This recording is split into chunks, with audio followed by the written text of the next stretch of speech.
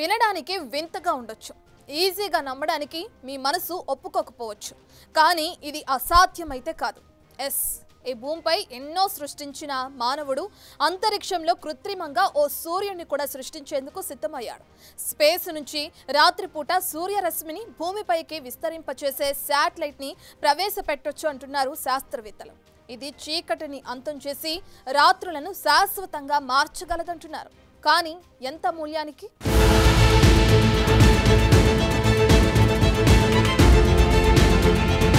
ఆకాశంలో మరో అద్భుతం. చీకటిని మాయం చేసే శాటిలైట్.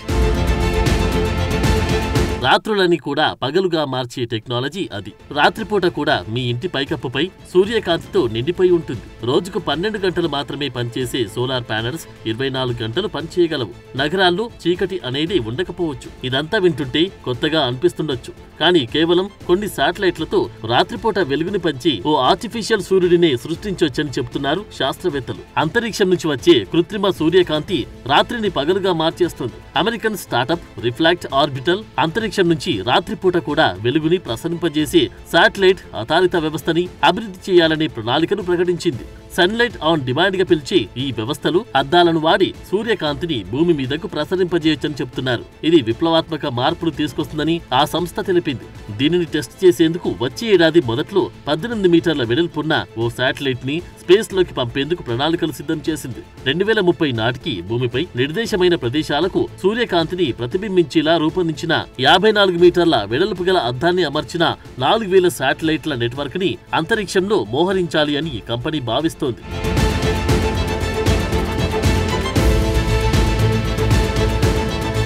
సూర్యాస్తమయం తర్వాత సోలార్ ప్యానెల్స్ ని యాక్టివ్ గా ఉంచేందుకు తగినంత కృత్రిమ కాంతిని సృష్టించడం, చదరపు మీటరుకు దాదాపు 200 వాట్లు గాని మధ్యాహ్నం పూట వచ్చే సూర్యుని ప్రకాశంలో దాదాపు 20 అందించడమే ఈ ప్రాజెక్టు లక్ష్యం. అయితే చీకటిని పూర్తిగా తొలగించేందుకు ఇది సరిపోదు గాని రాత్రంతా సోలార్ ప్యానెల్స్ ద్వారా పవర్ జనరేట్ చేసేందుకు ఇది సరిపోతుందని చెప్తున్నారు. సన్లైట్ ఆన్ డిమాండ్ వ్యవస్థ అంతా ఓ సాధారణ సూత్రంపై ఆధారపడి ఉంటుంది. అదే ప్రతిబింబం. గోడపై కాంతి పుంజాన్ని ప్రతిబింబించడానికి వాచ్ ని వాడినట్లే ఈ శాటిలైట్లను కూడా పెద్ద అద్దాల ద్వారా సూర్యరశ్మిని అంతరిక్షం నుంచి భూమి మీదకు మళ్లిస్తాయి. ఈ అద్దాలు భూమికి 625 కిలోమీటర్ల ఎత్తులో ఉండి ఈ పని చేస్తాయి. ఇలా రిఫ్లెక్ట్ అయ్యే కాంతి దాదాపు 7 కిలోమీటర్ల వెడల్పు గల ప్రాంతాన్ని కవర్ చేస్తున్నట్టున్నారు. ఇది పగటిపూట ఉండే వెలుతురు కంటే చాలా మసకగా ఉన్నప్పటికీ పౌర్ణమి రోజు కంటే ప్రకాశవంతంగా ఉంటుందని శాస్త్రవేత్తలు చెబుతున్నారు. ఒక శాటిలైట్ ద్వారా వచ్చే కాంతి మధ్యాహ్నం పూట సూర్యుని నుంచి వచ్చే వెలుగు కంటే 15,000 రెట్లు తక్కువ తీవ్రతను కలిగి ఉంటుంది. అయినప్పటికీ రాత్రిపూట వెలుగుని పంచడంలో మెరుగ్గా కనిపిస్తుందంటున్నారు.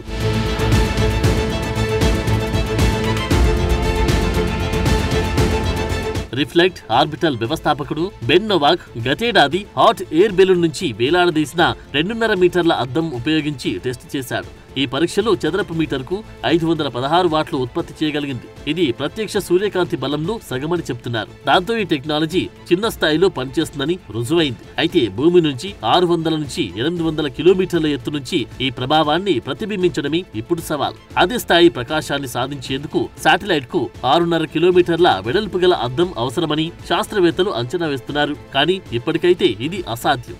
రిఫ్లెక్ట్ ఆర్బిటల్ ప్రకారం ఒక నిర్దిష్టమైన ప్రాంతంలో కొన్ని నిమిషాల పాటు కృత్రిమ సూర్యకాంతిని ప్రసరింపజేసేందుకు దాదాపు 3000 శాటిలైట్లు అవసరమవుతాయి. ఎందుకంటే భూమి దిగువ కక్షలో ఉన్న ఉపగ్రహం భూమిపై ఒకే బిందువుపై దాదాపు 3.5 నిమిషాలు మాత్రమే ఉంటుంది. ఆ విండోను గంటకు పొడిగించాలంటే ఇంకా 10,000 శాటిలైట్లు అవసరమవుతాయి. బెన్ నోవాక్ కంపెనీ చివరికి 2.5 లక్షల శాటిలైట్లను స్పేస్ లో మోహరించొచ్చని సూచించారు. ఇది ఇప్పటికే ఉన్న అన్ని శాటిలైట్లు అంతరిక్ష శిథిలాల కంటే చాలా ఎక్కువ.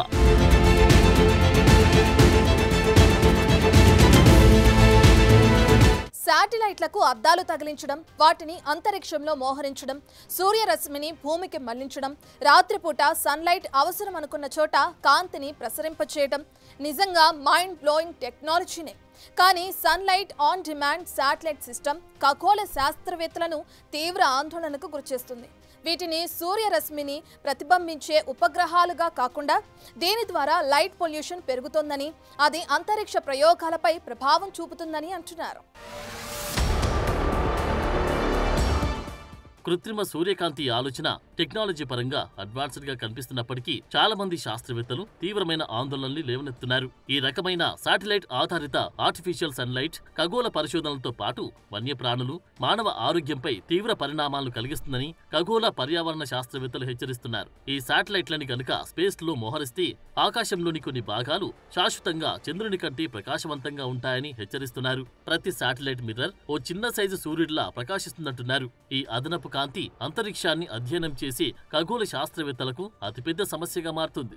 భూమిపై ఉన్న శక్తివంతమైన టెలిస్కోప్లు విశ్వం నుంచి వచ్చి మసక కాంతిని, నక్షత్రాలను గమనించడానికి ప్రయత్నిస్తాయి. కృత్రిమ కాంతి కాలుష్యం ఈ పరిశోధనలకు అడ్డుపడుతుంది. సున్నితమైన ఖగోళ ఛాయాచిత్రాలు పరిశోధనలకు ఆటంకం కలుగుతుంది. అంతేకాదు పర్యావరణ వ్యవస్థలపై దీని ప్రభావం గురించి కూడా నిపుణులు ఆందోళన చెందుతున్నారు. ఈ ప్రాజెక్టు ఉద్దేశం మంచిదే అయినప్పటికీ వాటి వల్ల కలిగే దీర్ఘకాలిక ప్రభావాలు, అనుకోని పరిణామాలు పర్యావరణ సమతుల్యతకు ముప్పు కలిగించొచ్చని భయపడుతున్నారు.